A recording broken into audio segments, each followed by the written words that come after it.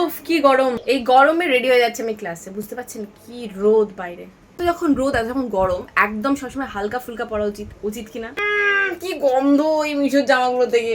সত্যি কথা বলতে কি যে কোনো জিনিসের সাথে কম্প্রোমাইজ করতে হবে। আপনি যদি কম দামি জিনিস চান, মেটেরিয়াল আর গন্ধের সাথে কম্প্রোমাইজ করতে হবে। যদি ভালো জিনিস চান অবশ্যই দাম দিয়ে কিনতে হবে। তো এই ড্রেসটা আমি নিয়েছি মিশো থেকে। দেখুন সত্যি কথা বলতে আমি প্রত্যেকটা ড্রেসের লিঙ্ক আমি কমিউনিটি পোস্টে দিয়ে দিই। যারা ইউটিউব থেকে দেখছেন, যারা ইনস্টাগ্রাম আর ফেসবুক থেকে দেখছেন আমাকে বলবেন, আমি দিয়ে দেবো। এই হলো ওপরে কুর্তিটা, চলুন পরে আসা যাক। আমি রেডি।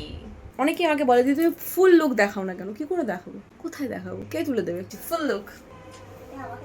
কথা বলতে কি পয়লা বৈশাখে এরকম একটা ড্রেস নেওয়া যায়। পয়লা বৈশাখে জেনারেলি আমরা পুজোর মতো এক্সপেন্সিভ ড্রেস এক্সপেক্টও করি না, আর কেউ কিনেও দেয় না। পেছনে এখানে একটা বাটন আছে যেটা দিয়ে আপনি হাওয়া পাস করাতে পারেন, গরমে ফুরফুরে হাওয়া ঢুকবে পেছন থেকে। এই একটা মরার ট্রাইপড হয়েছে, এটা সবসময় ধসে ধসে পড়ে যায়। মেকআপ তো এমনিতেই আমার মুখে যায় না, গরমে তো চলবেই না। সমস্ত প্রোডাক্ট ট্যাগ করে দেবো। রিনের কাজলটা যারা এখনো পর্যন্ত ট্রাই করেননি ডেফিনেটলি ট্রাই করুন। ফাটাফাটি কাজল।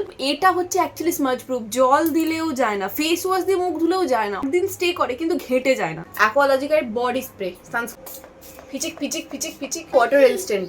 রেডি, পারফিউম লাগিয়ে নি।